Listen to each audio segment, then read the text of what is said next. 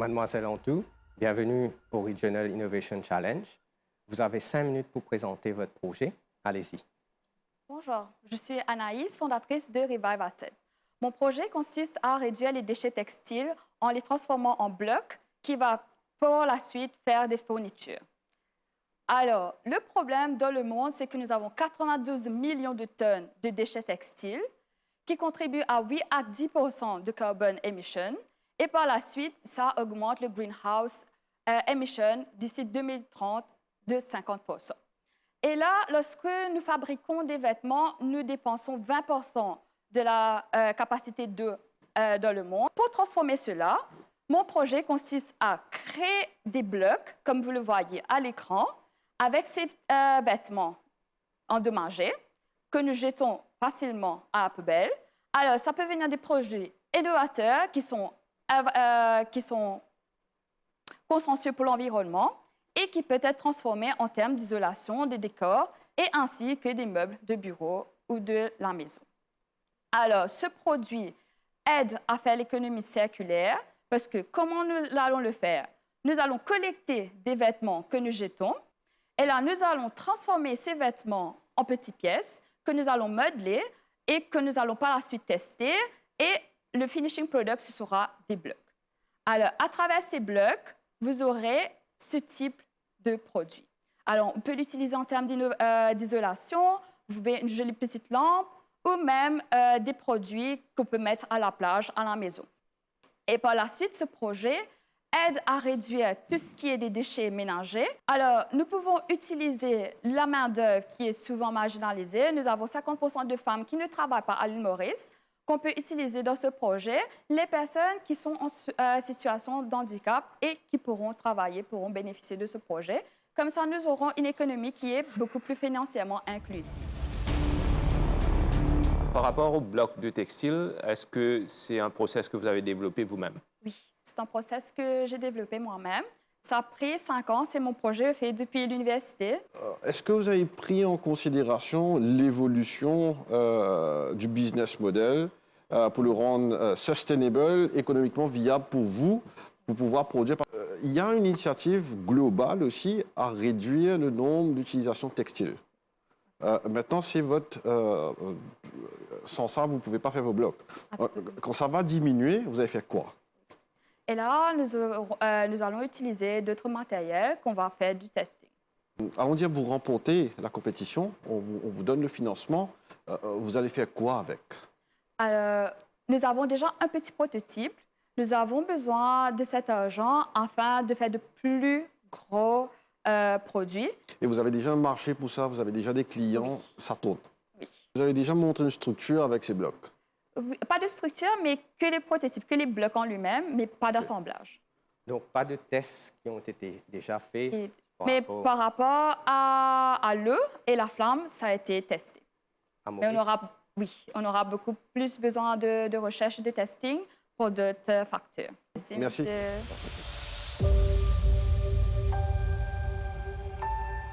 Je jette, tu jettes, nous jetons. Voilà une action qui nous est bien familière. Mais nous sommes-nous déjà demandé qu'advenait de ces déchets que nous jetons tous les jours? 1500 tonnes, mes amis.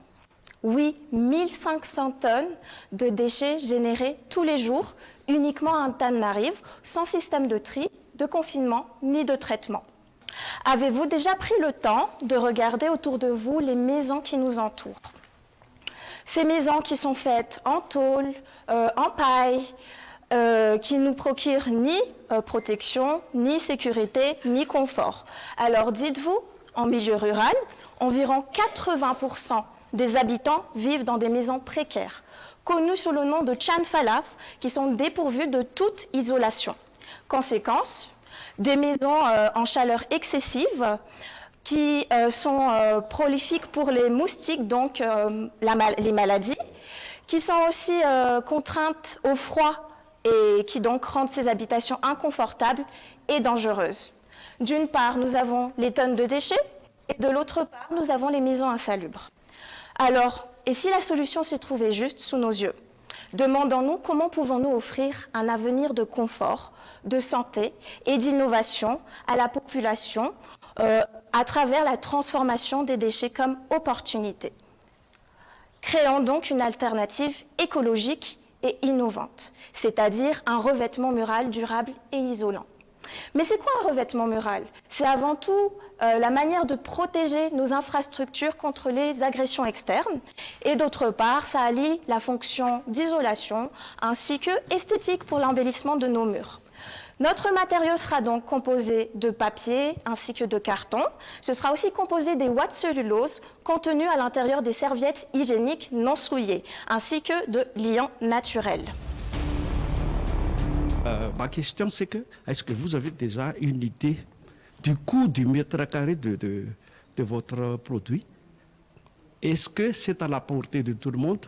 Parce que tout à l'heure, vous avez visé les Tranfalaf et autres. Vous avez oublié de parler des briques inter et intercuites. Parce que ce sont déjà des matériaux qui ont des index thermiques de bonne qualité. Effectivement, comme actuellement nous sommes encore en phase d'idéation, je n'ai pas encore pu mettre en place les coûts réels du projet, comme on a une version plutôt réduite. Mais peut-être dans un futur proche, nous pourrons estimer le coût de ce matériau.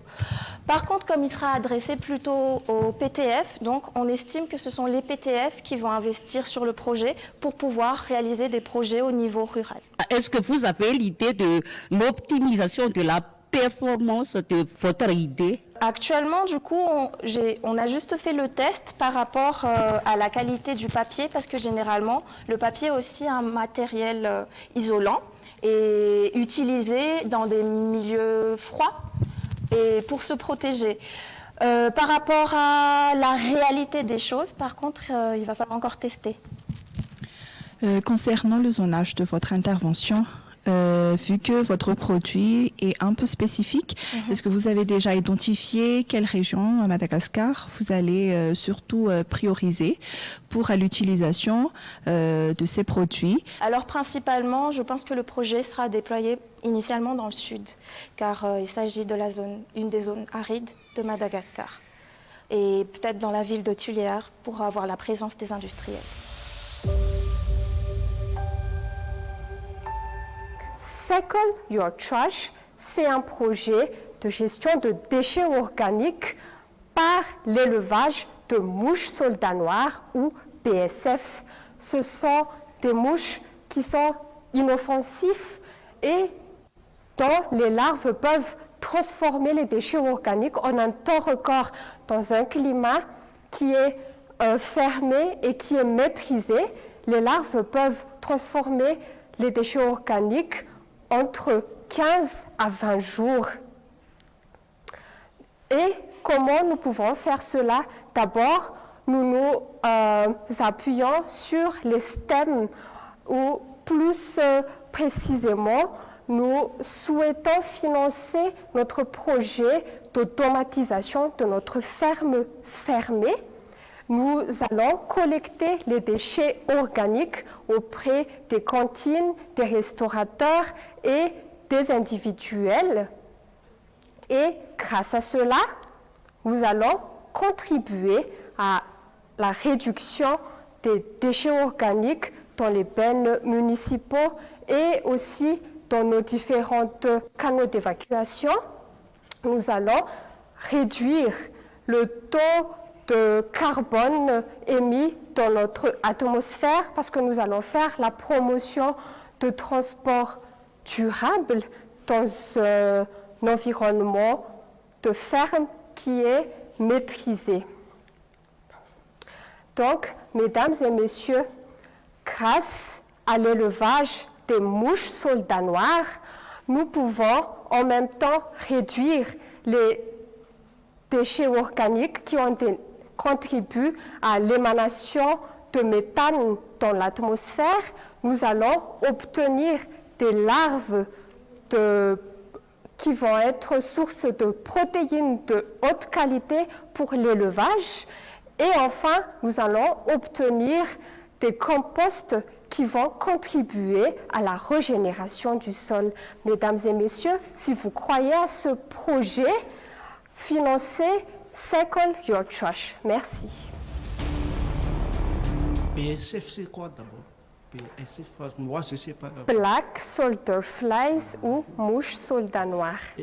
Où est-ce qu'on peut trouver ces mousses, ce type de mousses? Et aussi, est-ce que c'est facile de l'élevage de ces mousses? L'élevage, d'accord.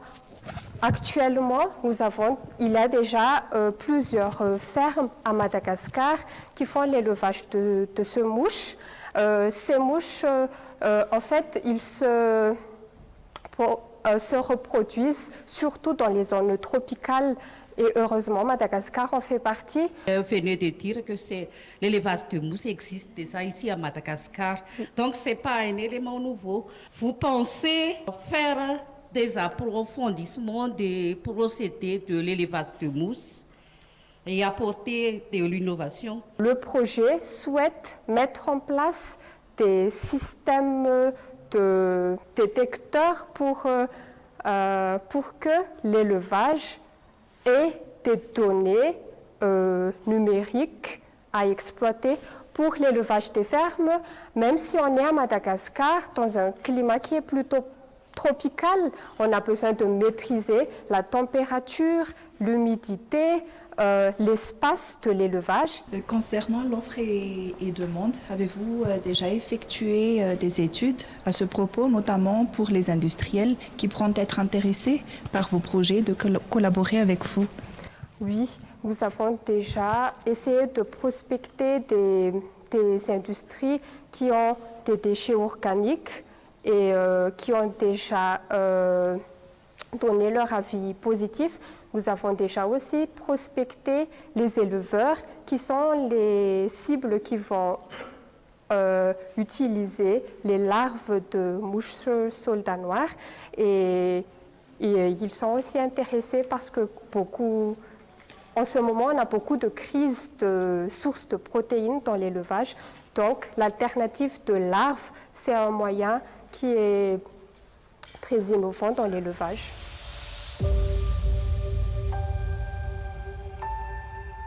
Regional Innovation Challenge 2025, en avant avec l'innovation au niveau de la région. Un rendez-vous à suivre sur MBC2